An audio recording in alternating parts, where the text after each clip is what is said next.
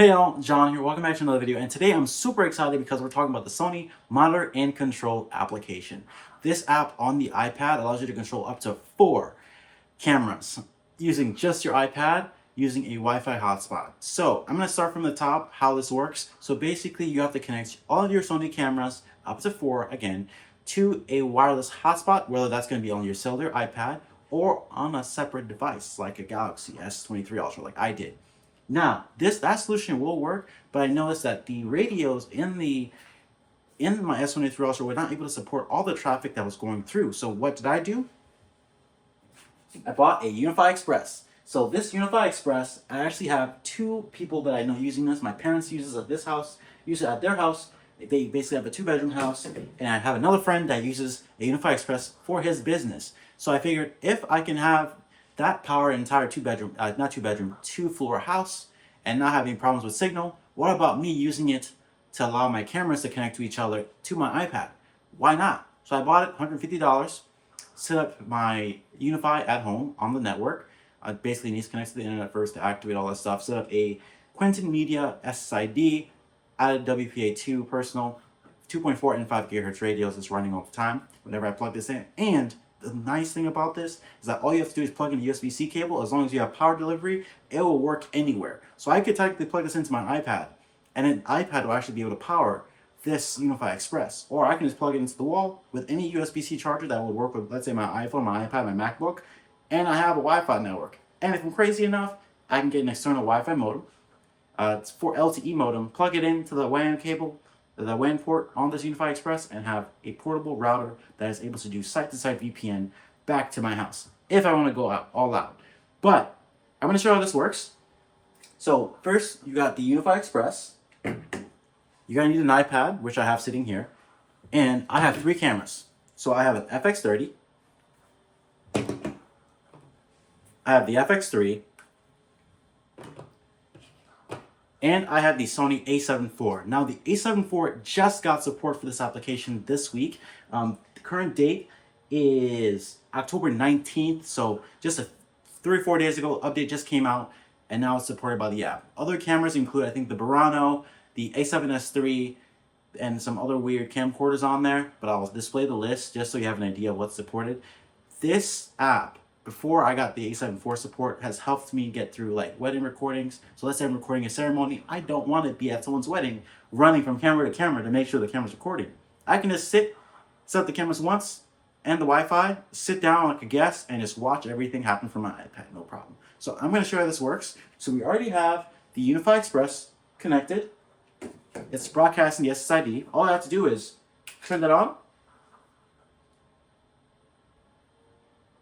and I can see that it is trying to connect right now. I have a gray Wi-Fi icon, but it will connect automatically. The main thing I would say, there it is, connected. The main thing I would say is that make sure you disable the encryption, just because you don't want to have your SSID password and the encryption password to memorize. I mean, if you want to leave encryption on, that's fine, but if you're already on WPA2, you're fine. It's not an open network.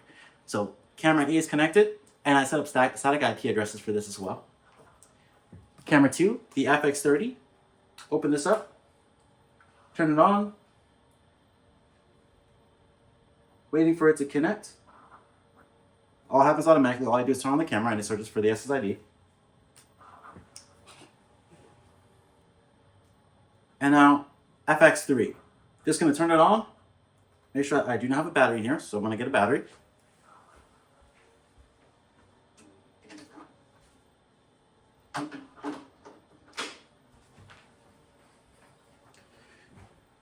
Got a fresh Sony battery, put that in there.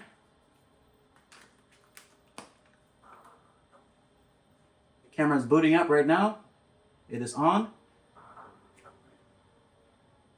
And I'm actually going to go into the settings just so I can show you what this looks like. So Wi-Fi settings, hopefully you can see some of this. Wi-Fi info, and you can see it's already on the network without me doing anything. So I have a 10.100, 10.110.1.2 address for this. This camera, if I go into the same Wi-Fi settings, Wi-Fi info, 10.100, 10.110.1.3. It's hard to say back. Pick up the A7 IV, go into the Wi-Fi settings, Wi-Fi info, 10.110.1.4. So they all have static IPs. Leave these on. You're gonna hop on your iPad. So I'm gonna start the screen recording on here. Give me just a moment. Face ID. Let's see. Turn on screen recording, microphone. All right, now we're recording. So we're gonna go into settings. We're gonna go into our Wi-Fi networks. I'm gonna look for Quentin Media because that's what the UniFi Express is called. Connect to that. There's no internet connection because again, it's just has power, no internet connection plugged in. This will still work. We're connected. Now all we have to do is open up the Monitor Control app. See, these are the different various options you have. Click OK. And then we have something called multi-camera monitoring in the top right. So all I'm going to do is tap connect, connect, and connect. Let me switch the A7 IV back into video mode.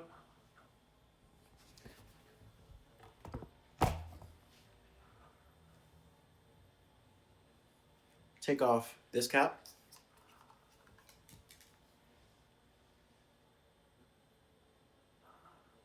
And there is the iPhone sitting right there. Now I'm going to tap on this A7 IV that I'm holding, pointing at you right now.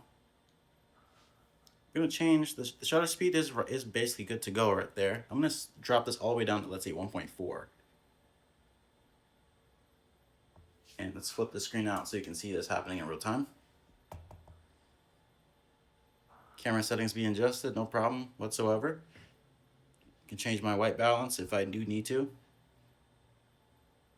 Always 5600K with this specific light. I'm being basic right now. 5600K. I can change my picture profiles if you want to go into S-Log or something like that. Recording formats. So if you, let's say, want to use a lower bit rate, you can change that here. Frame rates right there. And yeah, bit rate right there. You can do touch to focus. If I can, where's the phone at? Where is the phone at? Just a moment. iPhone, tap the focus. What's going on?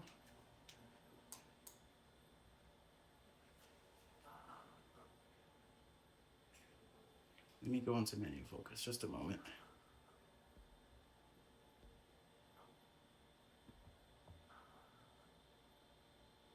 Yeah, that is definitely the iPhone right there. But as you can see, all this works remotely, no problem. We're running at 1.4, so the camera is definitely struggling a little bit. Variable shutter, optical zoom, so if you want to do clear image zoom, that's right there. I don't use it that often, unless I'm on the FX3. Application priority, obviously. And something I really do like on this, so let's say if you want to just run everything in auto, you can manually control that here. Just go back there, right there, if you want to change your settings. Spot focus right there.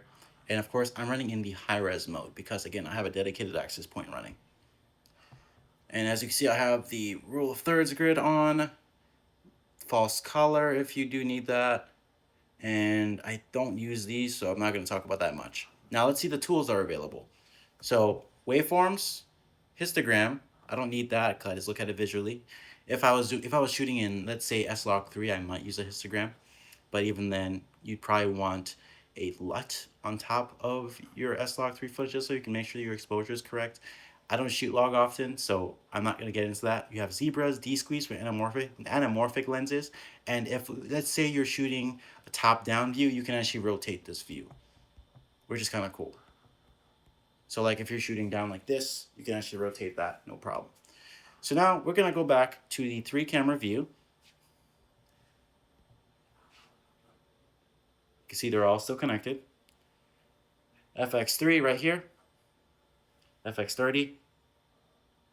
FX30. You see my hand right in front of it. FX3. And something, again, that I love.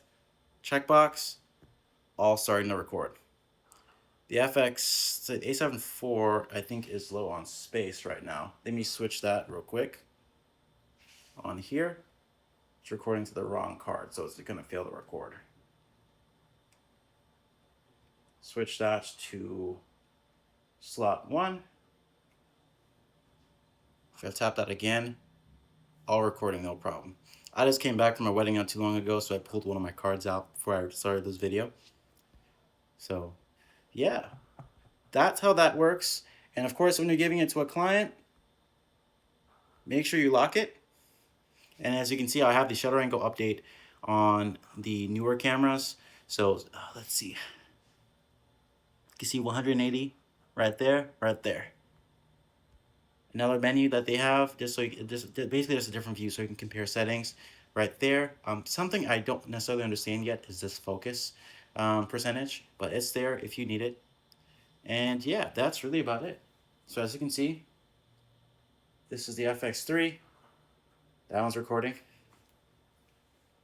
And the FX30 also recording. But yeah, let me stop these.